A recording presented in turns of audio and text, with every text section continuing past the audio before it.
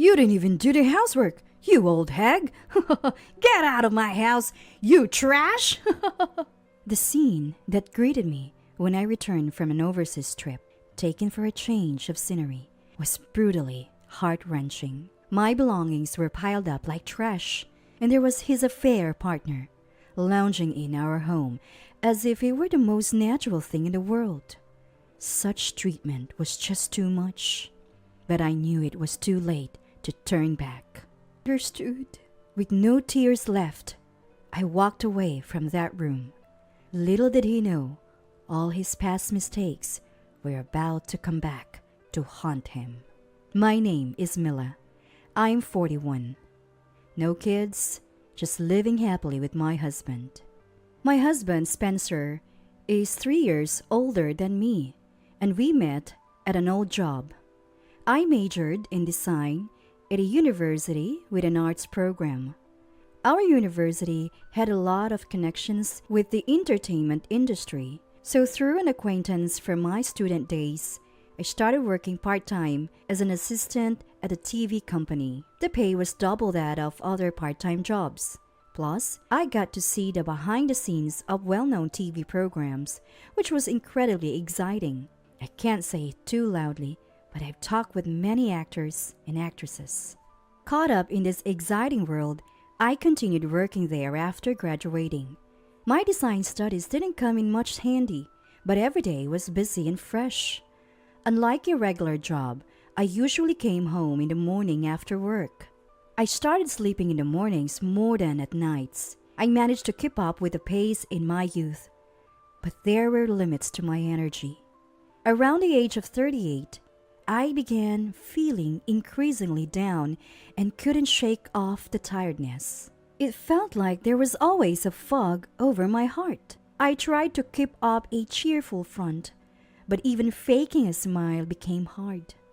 That's when my now husband, who was the first to notice something was off, stepped in. On a day when work ended early, he asked, "Want to grab a drink tonight? Been tough lately, Mila. Anything bothering you?" My pride made me say, "Nothing's wrong," even though that wasn't true. But as we drank, my true feelings slipped out. I should be enjoying my job, but it's just so hard. "You know, I really like your smile, Mila. It brightens up everything around. But it hurts me too, not seeing it." It was the first time anyone had said something like that to me. I started confiding in him more and more, and before I knew it, we were dating. His kindness became my comfort. Before turning 40, after discussing it with him, I quit my job at the TV company, and we got married.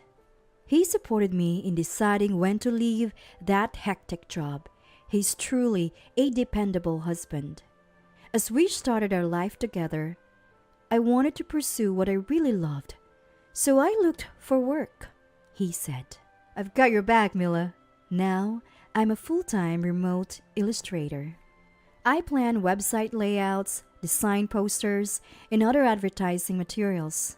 Many clients I met through my old job like my designs, and I've been getting a lot of requests lately. I'm making a stable income, which is really satisfying, but I'm careful not to overdo it and look after my health. However, about a year into our marriage, as my work prospered, my husband's attitude began to change. "Hey, how long are you planning to not work? You're better now, so get a job already." "But I told you before, I'm working full-time remotely in design." "Was that so? But remote work? That's just taking it easy, right?"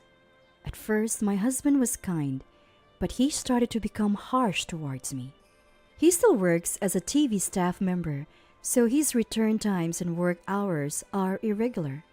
In contrast, I had set my own working hours, so unless there were remote meetings or urgent calls, the rest was up to me. Naturally, the lifestyle gap between my husband and me widened. I think my husband was jealous of me always being home. Whenever I talked about work, he'd laugh it off mockingly. Lately, work's been going really well. Yeah, no need to pretend."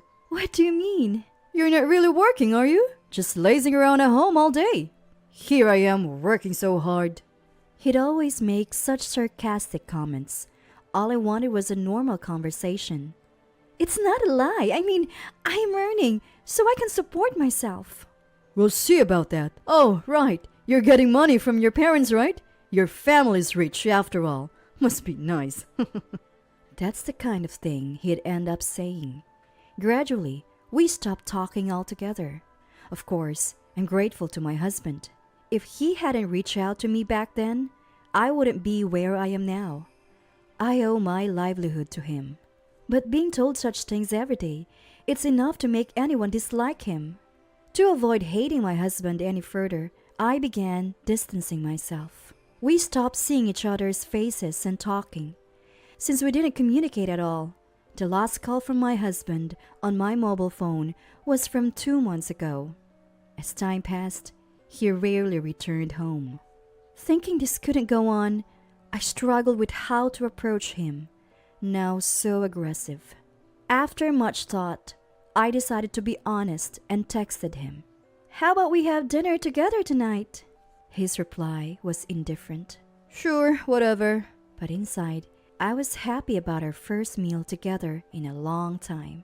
I decided to cook with enthusiasm. I'd rarely cooked for him before.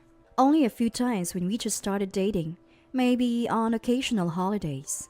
Given his job, he often had dinner at work, and with his unpredictable return times, it seemed pointless to cook. A meal together after so long, and a home-cooked meal at that. So today, I was determined to make something delicious. I cook with all my heart, something I actually enjoyed lately, being home all the time. I'd gotten used to preparing all 3 meals. I'd become quite skilled at cooking without realizing it. Tonight's menu was beef stew as the main dish, with a few side dishes. Beef stew was his favorite.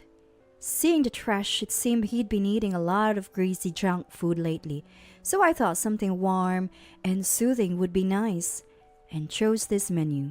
I set the table and waited for my husband's return.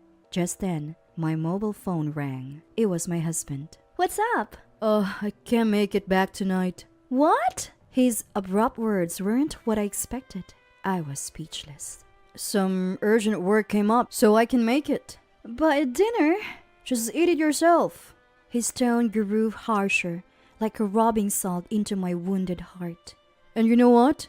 It really ticks me off seeing you always at home. After being told that, I searched for a response, but he unilaterally hung up with a, "Then, bye." After all the courage it took to invite him to dinner, I felt like my feelings were being trampled on, and it became hard to breathe. That night, I ate the meal I cooked alone, but I don't remember the taste because I couldn't stop crying. Since then, his words stuck in my head, and I couldn't concentrate on work. No matter what I did, I couldn't feel happy. During this time, after a meeting with Garcia, who I work with, a conversation came up. Garcia, did you get a tan? Yes, actually I went on a trip recently. Oh, with friends? No, solo travel. I casually asked as I could see Garcia's sunburned skin even through the screen. She apparently enjoys solo travel and often goes on trips, both domestic and international. It's great, it feels liberating from everyday life, plus I don't have to worry about anyone else. That made me think maybe she's right. And then I decided. I'm going on a trip starting today. I'll be back in 3 nights and 4 days. A few days later, I texted my husband. Yes, I decided to take my first ever solo trip. Though it's brief, my husband would have the house to himself, and putting physical distance might be important. I wanted to refresh my feelings. It's nice that my work can be done anywhere with just a laptop. I finished most of my work before leaving, taking my laptop only for emergencies. Taking a trip, huh? Must be nice. Well, leave the house to me. That was his reply. Reading it made me feel down again. No, I'll focus on myself during the trip. I switched my mood and boarded the plane. After a few hours of flying, I arrived at my destination. The unfamiliar, foreign atmosphere was exhilarating. The blazing sun and gentle climate lifted my spirits. Even the wind in the heat felt pleasant. And of course, many places had English menus in service, so communication wasn't much of a worry. For 3 nights and 4 days, I went to the beach and shopped at leisure. Lying on the beach, watching the sunset was the best part of my trip. If you ask what I did, well, nothing special. But those simple moments were enjoyable. Time flew by, and soon I was back home, arriving around 8 p.m. As the next day was garbage collection day, I went to throw away some stuff I forgot to discard at the airport. Turning on the light, I saw a pile of trash. I wondered if someone was moving out, but then I noticed something familiar in a trash bag. It was my cherished stuffed animals and knickknacks. Looking closer, all the trash bags around were filled with my belongings. What was going on? I hurried home and opened the front door. Entering quickly, I saw my husband lounging on the sofa with a young woman next to him. "Hey, you should have told me you were coming back!" Seeing me, the first thing my husband said was this. I had already guessed from the sound of a woman's voice at the entrance, but seeing them sitting together made me shiver. "I told you I'll be back today, didn't I? And why are my belongings in the trash?" Looking around the house, it was clear that my things had been thrown away. I confronted him directly. "Ah, you saw that, huh?" my husband said, scratching his head in annoyance. Seeing his attitude, my anger was about to reach its limit. "Well, it's all useless, right? This isn't your home anymore." "What?" I didn't understand. This was our home, where we lived together since getting married. There's no way it wasn't my home. Then my husband said something shocking. "I'm divorcing a woman who doesn't do housework. Get out of my house, you trash!" I was so stunned by his words that my mind went blank. "Well, that's how it is. You leave your husband to go on a leisurely trip? Stop taking things for granted." The woman sitting next to him looked at me awkwardly. I couldn't even hear the words being thrown at me anymore. It was as if it was all my fault. Sure, there were times when my mental state was unstable, and I depended a lot on my husband from quitting my previous job until my current work stabilized. I'm more than grateful for that.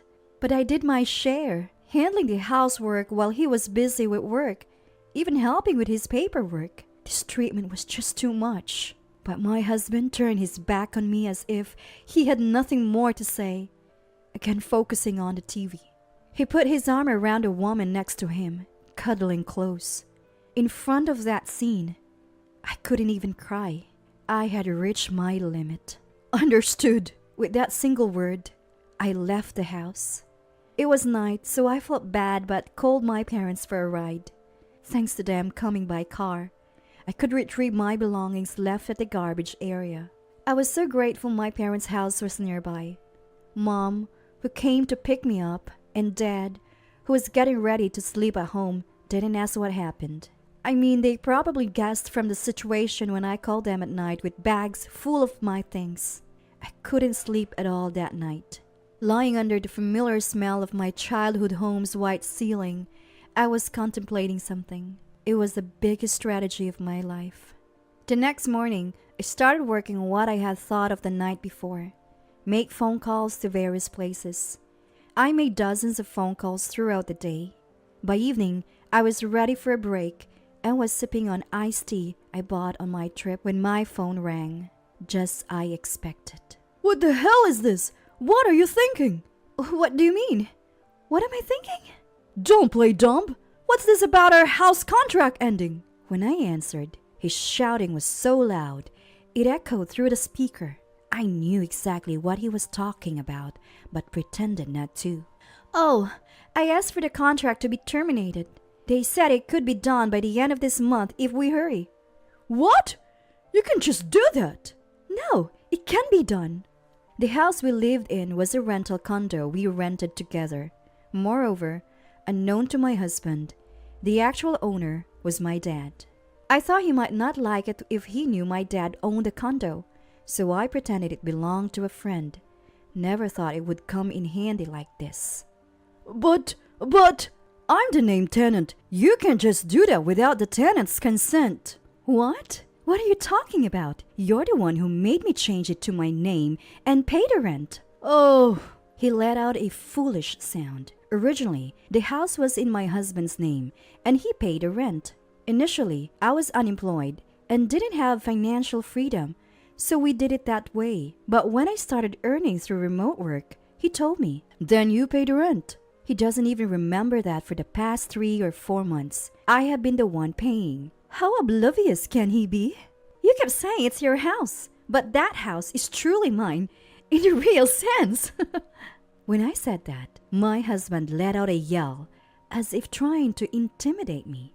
I've always wanted to do this to him. You really paid it yourself? Of course. I am earning at least $30,000 a month. $30,000? His confused mother was met with my firm response. Then he let out a sound of astonishment. Come to think of it, I never told him my income, thinking he might get jealous. Well, it's good that I've been paying the rent, considering I'll need the money soon. I added that casually. Need money? What do you mean? You know what I'm talking about, right? Compensation for 3 people. Oh, he finally let out a sound of defeat. In fact, my husband was having affairs with 2 other women besides me. I recognized the woman at our house. Last night, I desperately tried to remember the past. I had worked with her a few times. She was a young model at an entertainment agency, still unknown but beautiful. Using my TV industry contacts, I contacted her, only to find out she believed she had broken up with me and was already engaged to him. But she revealed something I never expected. She told me a story that I had never imagined. She suspected there was another woman. When I asked her about this woman and contacted her, it turned out she was also in a relationship with my husband. Moreover, she too believed they were engaged. She was a young, up-and-coming talent. So my husband had relations with me, the model and the talent, and he was practically engaged to 2 of them. When I found this out, I couldn't help but laugh at the absurdity. More horrifyingly, the engagement rings he gave each of us were probably recycled, because the engagement ring I had kept in our room had disappeared. And when I asked both women about their rings, they described the same one I had. Knowing this, both the women he had affairs with were understandably shocked and dismayed. A strange solidarity formed among the 3 of us, and we agreed that demanding compensation was fair. If you hadn't pretended to be engaged, I would have been the only one demanding compensation. This is what happens when you put on airs like that. That's... His voice, sounding defeated, was quite amusing to hear. I felt sorry for him, but it was all his own doing. Please, I beg you, I'll cut ties with the other women. Just don't leave me, Mila. If you leave me, I won't be able to recover. My husband pleaded with a voice louder than ever. Even now, his attempts to save himself are just revolting. After toying with my feelings to this extent, it's unbelievable he can say such things. I am grateful to you. If you are, then thank you for setting me free. From now on, I won't be seeing you ever again. Goodbye. I heard a faint, wait a minute, but I didn't care and ended the call. Since my husband never listened to me, I felt justified in returning the favor. He kept calling persistently afterward, so I blocked his number and ignored him completely. Ultimately, my husband fell into the hell of paying compensations of his actions. Later, through a lawyer, I managed to get a divorce. The other women, who were his affair partners, apparently broke off their engagements too. That was expected. The house lease was successfully terminated, and I made sure he moved out quickly. I had a moving company retrieve my belongings, so that was a relief. However, my husband tried to contact me through text, WhatsApp, and various other methods, so I canceled my mobile phone service. That cut off all ties with him. I later heard that he became a person of caution among many production companies and agencies, forcing him to quit his job at the TV company. Now, I can laugh and say he was truly a hopeless case. As for me, I'm now living abroad. I'm currently dating an Italian man. Ever since that trip, solo travel abroad became my hobby, and I took trips whenever I could. On one such trip to Italy, I met my current boyfriend, who approached me. Considering my past experience, I'm being cautious about marriage, but I'm slowly closing the distance between us. Work is going well, and I'm enjoying love anew.